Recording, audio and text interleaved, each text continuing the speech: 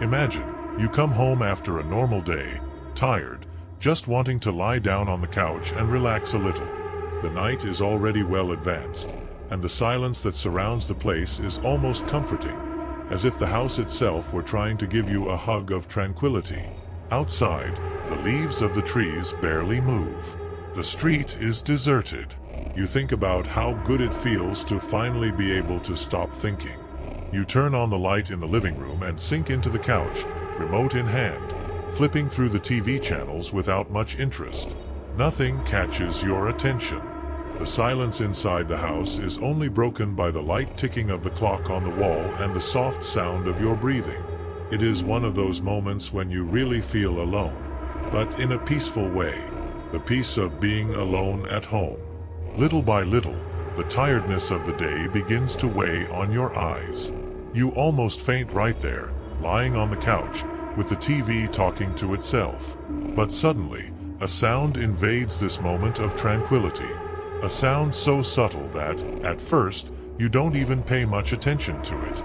These are footsteps, but they're so light that you convince yourself that maybe it's the sound of the house settling, the creaking of those old timbers, or even that of a neighbor passing by on the street. After all, everything gets louder and stranger in the silence of the night, right? But the footsteps continue. You sit up straighter, trying to hear better. The nagging feeling that something is wrong begins to emerge. The footsteps are there, undeniably, and they're coming from outside the house, but getting closer, with a steady, almost calculated rhythm. It's not just your imagination, you know now. Those knocks on the floor, clear and precise, are heading straight for your door.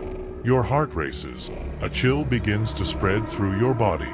Something isn't right. These aren't random footsteps, they seem to be coming from someone who knows exactly what they're doing. You slowly get up, as if you don't want to make any noise, not knowing exactly what awaits you, and walk over to the window. You pull the curtain back just enough to take a look. The street is empty. You almost let out a sigh of relief, but before you can really calm down, your eyes fall on the front door. There's something there. Someone. Your body freezes. Right in the doorway of your house, on the other side of the frosted glass door, is a figure. It's not very clear at first, but the silhouette is unmistakable. There's a man there, motionless. The light from the street lamp dimly illuminates the scene, casting strange shadows on him. He's dressed in a dark, impeccable suit, as if he's leaving an important meeting, the kind of person you'd expect to see in an office, not at this time of night, standing in your front doorway. But the worst part of it all isn't the clothes.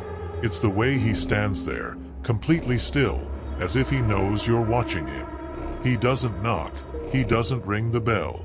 He just stands there. Your heart is pounding in your chest.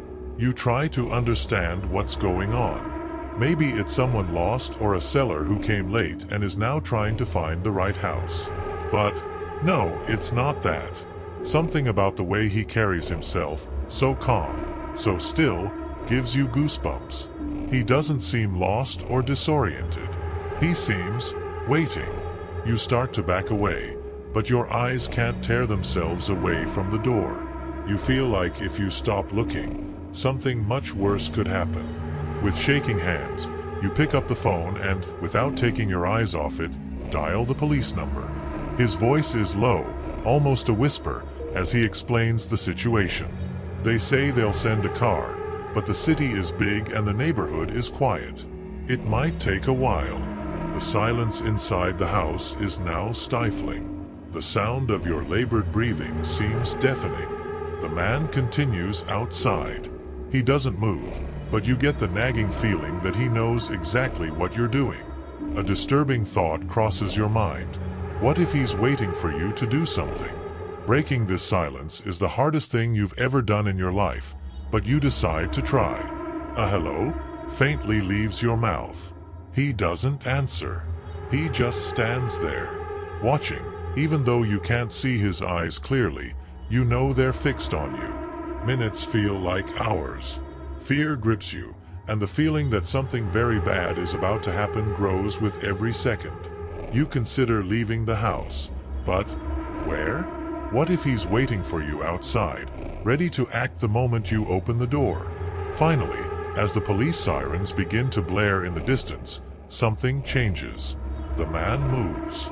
Slowly, he turns his back and begins to walk away, with an almost irritating calm, as if he were taking a leisurely stroll.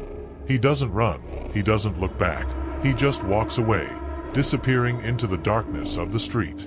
When the police arrive, you're pale, still trying to process what just happened. They ask questions, a lot of questions, but what can you say other than he was there? They search the neighborhood, check the security cameras of a few nearby houses, but they find nothing. You have no idea who it was or why he was there. The police tell you to stay calm, that it was probably just a misunderstanding, someone drunk or disoriented. But you know it wasn't that. The way he stood, the eerie silence, it was all intentional. He knew what he was doing. That night you try to sleep, but every time you close your eyes his image reappears. That posture, the way he just waited. You start to think about what he wanted. Will he come back? What would he do next time? It was impossible to get these questions out of your head. In the days that followed, you find yourself checking the door from time to time, waiting for that silhouette to appear again. The police come back to check if everything is okay, but the answer is always the same. There is no sign of the man. Nothing was found. Life goes on, but the fear never goes away. Something in the back of your mind knows that that man wasn't there by chance. He chose you. And maybe, just maybe, he's waiting for the right moment to return. Because, deep down, the scariest thing wasn't his presence that night. It was the fact that he just left. As if he was testing you. As if he knew that real fear begins with the doubt that he could come back at any moment. And worst of all, you'll never know why. I hope you liked the story, because the second story is even more chilling. Just don't forget to see if you're already subscribed to the channel so you don't miss any terrifying stories. Have you ever had that feeling that everything is almost normal? Like everything is fine, but something is off, but you just can't figure out what it is? At first you ignore it, trying to move on, but it's like there's an invisible itch, a constant uneasiness in your mind that grows stronger, more present. Now, imagine this with me. You're in an old building, one of those that look like they were built decades ago, with the smell of old wood and walls that seem to have absorbed time. The lights are dim, flickering from time to time, and the floor creaks with every step you take, as if it's complaining about your presence. The echo of your own footsteps is the only thing you hear in the narrow hallway. The only thing. Or at least you think so. But there's something different in the air, a presence, a strange feeling that shouldn't be there. It's not like there's someone calling you or talking to you. Nothing that clear. But somehow you feel something. It's like when you're alone in a place, but suddenly you get the strong impression that you're not alone anymore. Like invisible eyes are watching you from the shadows. Then, almost without wanting to, you take a quick glance out of the corner of your eye, just to make sure there's nothing there. Just to be sure, you know? And that's where you see it. She's there, a figure standing at the end of the hallway, a woman. Strange, still, far enough away not to seem like an immediate threat, but close enough to cause discomfort. She doesn't do anything. She doesn't say anything. She doesn't move. She's just there. The chill that runs down your spine is almost instantaneous. Your stomach turns slightly and your heart beats faster, like something is wrong, very wrong. But you try to rationalize it. Maybe she's waiting for someone, you think. It's just a coincidence. But there's something about the way she stands still, almost like a statue, that makes your throat dry. Not wanting to take any chances, you decide to quicken your pace. Don't run, because of course you don't want to look scared, but your steps will get faster. The sound of your footsteps starts to echo louder in the empty hallway, and then the sound you feared starts to appear. Not immediately, but right after you speed up, her footsteps. Slow at first, but perfectly synchronized with yours. If you increase the pace, it increases as well. Always keeping that safe distance, always at the same pace. Panic begins to take over. What does she want? Why is she following you? Your body reacts before your mind does, and you feel cold sweat beginning to form on your forehead and palms. Each of her steps is soft, but the silence around them makes them seem louder than they should be. It's as if the world around her becomes quieter, more oppressive, highlighting only the sound of footsteps, yours and hers. And then, you realize that no matter how fast you walk, she always maintains the same pace, the same distance. As if she knows exactly how close to get without completely invading her space. It's not enough to just run. She can't catch up to you. But she also doesn't give you the chance to distance yourself. It's like she's in perfect sync with you, a mirror of your every move. The hallway seems to stretch on. You were sure the exit was there, that the end was in sight, but now, it seems to go on forever. The flickering light on the ceiling gives the impression that the reality around you is distorted, like you're stuck in a time loop. Every time you look ahead, the door that should be there seems farther away than before. And every time you dare to look back, it's there, always in the same place, but it seems closer. You start to feel the weight of it all. Panic rises in your chest, squeezing your heart and making it hard to breathe. With each gasping breath, you feel the air getting thicker and harder to inhale. The feeling of being watched becomes unbearable, but you can't stop. Something tells you that stopping would be the worst mistake you could ever make. And the strangest thing?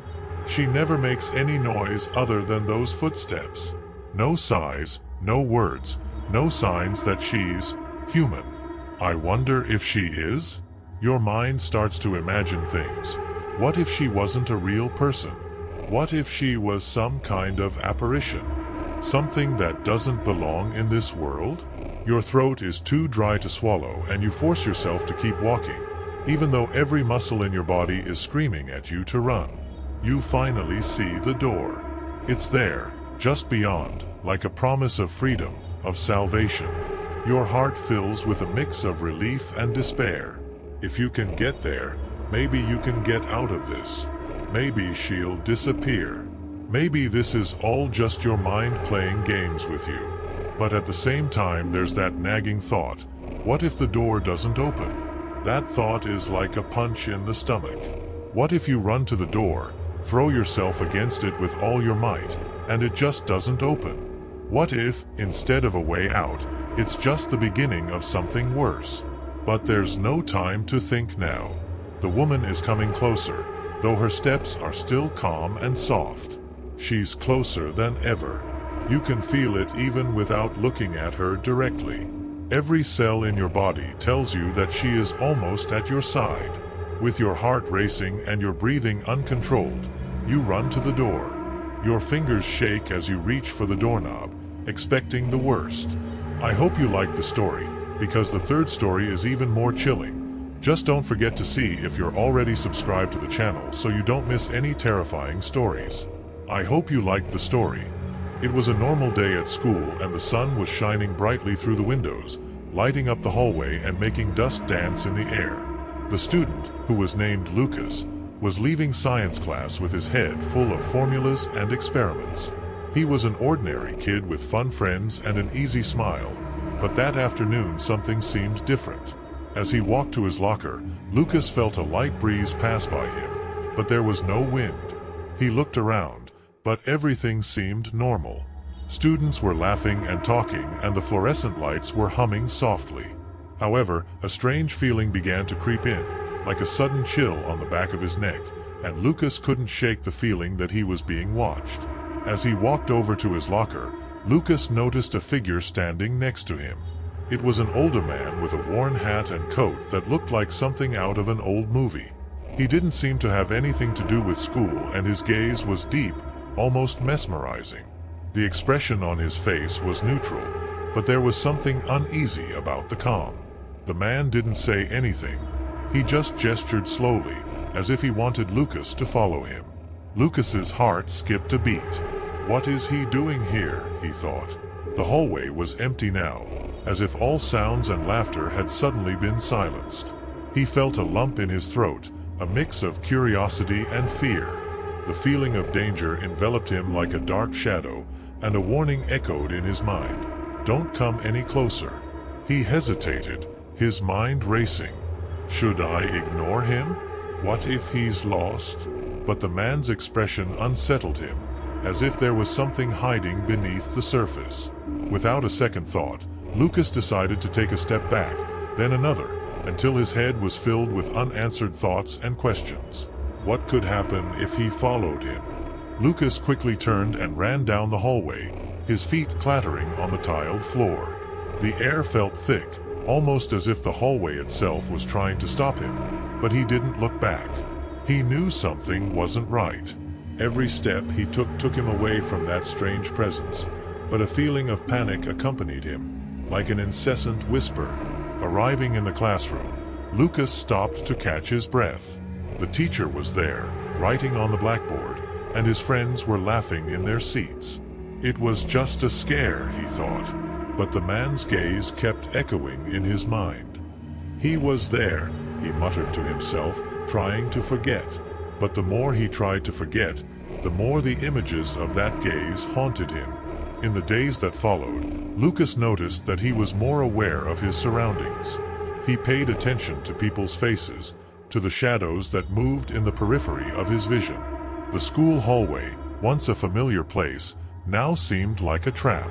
And even when he was surrounded by friends, a strange feeling persisted, as if the man was always watching from afar. One day, as he prepared to return home, Lucas decided to take a different path, away from the usual hallway. He was trying to escape that oppressive feeling, but as soon as he turned the corner, he came across a group of students whispering amongst themselves, their expressions serious. They looked at him with an air of concern. "Did you see the man?" "He appeared again," one of them said, his voice shaking. Lucas' heart started racing again. Was the man back? He forced a smile, but inside his instincts were screaming. "What man?" he asked, trying to look nonchalant. "The man in the hat. He's always near the lockers now, and some people said he tried to talk to them, too." His friend's words sent a chill down Lucas's spine. He remembered the feeling of being watched and the decision he made. What would have happened if you had followed the man? And what did he want? Questions kept running through his mind as he tried to focus on the walk home. When he got home, Lucas sat on the bedroom floor, legs crossed, mind racing. He stared out the window, the sunlight now fading, giving way to darkness. Shadows stretched out, and he could swear the cold breeze had returned, enveloping him in a blanket of discomfort. He decided he needed to figure out what was going on. The next day, Lucas returned to school determined to face his fears. With his friend by his side, he approached the hallway where he first saw the man. They walked slowly, each step seeming to echo in his head. My heart was pounding, but curiosity overcame fear. If I find the man, I can find out what he wants, he thought. And then, there he was. The man was standing, once again by the lockers. Lucas stopped, his eyes fixed on the figure. The man slowly turned his head, and his eyes met Lucas's. There was intensity in that gaze, as if he had been waiting for this moment. "You came," the man said, his voice soft, almost like a whisper, but there was a firmness to it that made Lucas shiver. "I was beginning to think you would never show up." Lucas exchanged a nervous glance with his friend, but decided to continue. "What do you want from me?" he asked, his voice coming out firmer than he expected.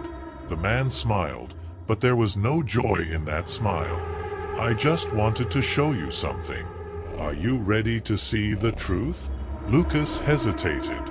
The man's words echoed in his mind. What did he mean by the truth? But something inside him felt like he needed to know. "Yes, I'm ready," he replied, adrenaline coursing through his veins. The man nodded and began walking towards a door at the end of the hallway. What was on the other side? Lucas and his friend followed. not looking back. As soon as they crossed the door, a cold feeling invaded the space. It was as if the air was heavy with secrets. The corridor seemed to extend further than their eyes could see. There were school lockers, but they were covered in dust, as if they hadn't been used in years. The man turned to them and said, "This is what many don't get to see." Lucas looked around, his heart racing. What was he about to discover? He knew he was in a different place, a place he shouldn't be. The environment was shrouded in shadows and a deep silence reigned. "These walls contain stories," the man continued, his voice echoing in the empty hallway. "Stories of students who passed through here, but forgot to live. They are trapped between worlds, and now you are part of them." Lucas felt a chill. The man's words were laden with deep meaning. He looked at his friend, who was just as paralyzed as he was. What was going on? The man walked over to a locker and, with a gesture, made the door slowly open. Inside the locker were no books or notebooks, but a distorted view of the school hallway, like the reflection of a broken mirror. Lucas walked over, eyes wide. He saw the faces of other students, some looking happy, some sad, but all of them stuck in an endless cycle of repetition. "They're here, but they can't leave," the man said, watching Lucas' expression. "Why is this happening?" Lucas asked, his voice barely above a whisper. "Fear and indecision kept them here. But you have a choice. You can choose to walk away and forget, or face what keeps you stuck. What do you decide?" Lucas felt his heart in his throat. He looked at his friend, who looked just as lost as he did. "I don't want to be stuck here," Lucas replied, deciding he needed to act. He looked at the man. "I want to go home." The man smiled enigmatically. "So follow your instinct. Remember, the choice is always yours." With a sudden movement, the man waved and the shadows around Lucas began to dissipate. Light began to pour in and the hallway seemed to transform. He felt the pressure on his chest ease. And then, in an instant, he found himself back in the school hallway, as if nothing had happened. Lucas looked around, the laughter and conversations of the students filling the air again. The man was no longer there, and the feeling of being watched was gone. He and his friend exchanged glances. "Tell me which story made your hair stand on end? Tell me which one you liked the most? Because in the next video the story is even more chilling. Just don't forget to see if you're already subscribed to the channel so you don't miss any terrifying stories."